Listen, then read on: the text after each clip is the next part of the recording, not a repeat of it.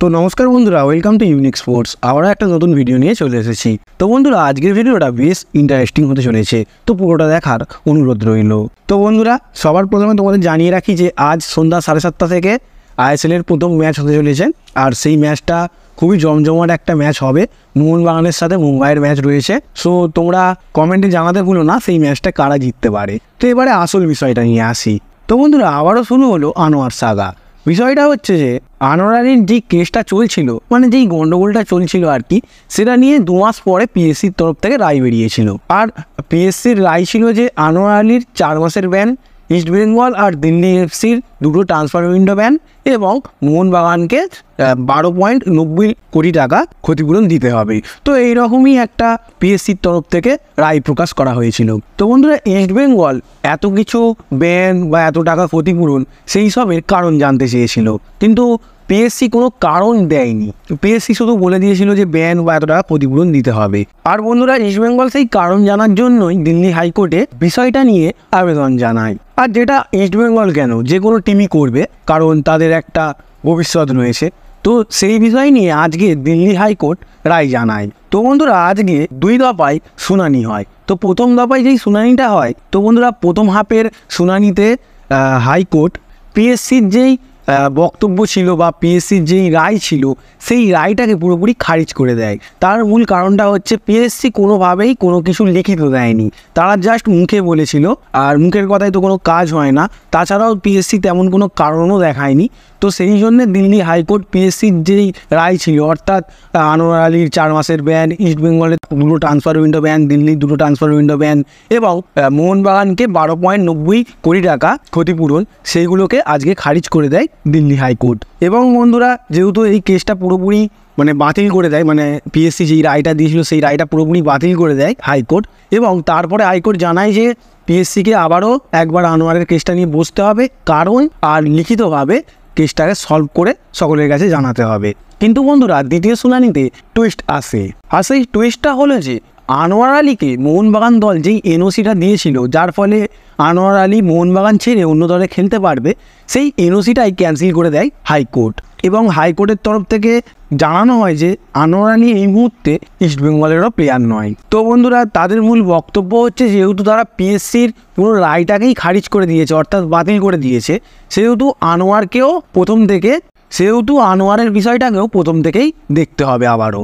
বন্ধুরা, আনোয়ার আলী ইস্ট বেঙ্গলেতে গিয়েছিল মোহনবাগান থেকে, অনেক টাকা খরচা করে ইস্ট বেঙ্গল নিয়েছিল আনোয়ারকে। কিন্তু এখন এই মুহূর্তে পুরোপুরি আনোয়ার ইস্ট বেঙ্গলের প্লেয়ার সেটা কিন্তু নয়, সেটা পুরোপুরি ক্যান্সেল হয়ে গেছে, কারণ হাইকোর্ট রায় দিয়ে দিয়েছে, এনওসিটা পুরোপুরি বাতিল হয়ে গেছে।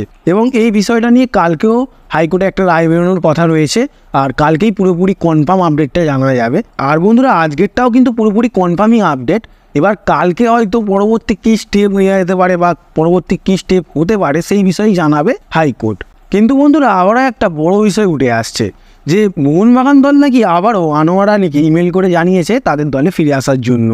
কারণ বন্ধুরা, মোহনবাগানের এখনও ইচ্ছা রয়েছে যে আনোয়ার আলী তাদের দলেই খেলুক এবং আনোয়ার আলী যেন আবারও মোহনবাগানেই ফিরে আসে। তো বন্ধুরা, আনোয়ার যদি মোহনবাগানে না ফিরে আসে, সো মোহনবাগান মনে হচ্ছে আরও বড় কোনো পদক্ষেপ নিতে পারে আনোয়ারের বিরুদ্ধে। এবারে এই কেসটা কিন্তু টেনে চলবেও, কারণ মোহনবাগানও হাল চাচ্ছে না, ওইদিকে ইস্ট বেঙ্গল আনোয়ার আলীও হাল চাচ্ছে না। সো কেসটা ধীরে ধীরে কিন্তু বড় হচ্ছে। আর সবচেয়ে বড় ব্যাপারটা হচ্ছে, সবচেয়ে বেশি ক্ষতি হচ্ছে কিন্তু আনোয়ার আলী। ঠিক আছে, এই কেসের জন্য সবচেয়ে বেশি এফেক্টেড হচ্ছে আনোয়ার আলী, আর তার ফলে এফেক্টেড হচ্ছে আমাদের ইন্ডিয়া টিমও। তো বন্ধুরা, সবচেয়ে বড় কথা হচ্ছে যে আনোয়ার আলীর এই কেসটা নিয়ে পিএসসি একদম ভালোভাবে বসে কেসটাকে সলভ করে দেওয়া উচিত। কারণ বন্ধুরা, কোনো প্রমাণ ছাড়া, কোনো কারণ ছাড়া বা লিখিত ছাড়া কোনো কেসই সলভ হয় না। তো পিএসসির উচিত যে খুবই তাড়াতাড়ি লিখিতভাবে প্রমাণসহ কারণসহ এই কেসটাকে সলভ করে দেওয়ার। দেখো বন্ধুরা, একটা সত্যিকারের বিষয় জানো কি জানো না সেটা বলতে পারছি না, বাট তোমাদের জানিয়ে রাখি, এআইএফএফ বা ফিফার রুল অনুযায়ী কোনো ফুটবল সংক্রান্ত কেসই কোর্টে যাওয়া কিন্তু উচিত নয়, যেটা ফিফা বা এআইএফএফ এর রুল বলে। এবার বন্ধুরা, যা উল্লেখ করা আছে ফিফার রুলে, যদি ফুটবল সংক্রান্ত কোনো কেস হাইকোর্টে যায়, তখন কিন্তু ফিফার তরফ থেকে বড় বা কঠিন পদক্ষেপ নেওয়া হতে পারে। তো বন্ধুরা, একটা রুল আছে যে যদি পিএসসির রায় কারোর পছন্দ না হয়, যদি পিএসসির রায়ে কারোর মতামত না থাকে, কারোর সহমতি নেই, তখন তারা বড় পদক্ষেপ নেওয়ার জন্য ফিফা বা এআইএফএফ এর কাছে যেতে পারে সেই কেসটা সলভ করার জন্য, কিন্তু কেউই সেই কেসটা নিয়ে হাইকোর্টের কাছে যেতে পারে না। তো এরকমই একটা রুল আছে, আর যদি হাইকোর্টের কাছে যায় তখন কিন্তু একটা বড় পদক্ষেপ নেওয়া হতে পারে ফিফার তরফ থেকে। তো বন্ধুরা সেটা তো পরের কথা যে কে শাস্তি পাবে কে শাস্তি পাবে না, কিন্তু সবচেয়ে বড় কথা হচ্ছে যে কেসটা আবারও প্রথম থেকে শুরু হবে, মানে আবারও অনেক দিন সময় লাগবে, আবারও আনোয়ার কোনো টিমের হয়ে খেলতে পারবে না। তো সেইগুলো নিয়ে একটা চিন্তা চারিদিকে ছড়িয়ে বেড়াচ্ছে, আর প্রত্যেকটা ভারতীয় ফুটবল প্রেমীদের জন্য এটা একটা চিন্তার বিষয়। আর এটা নিয়ে পরবর্তী কোনো আপডেট বেরিয়ে এলে তোমাদেরকে নিশ্চয়ই জানিয়ে দেবো।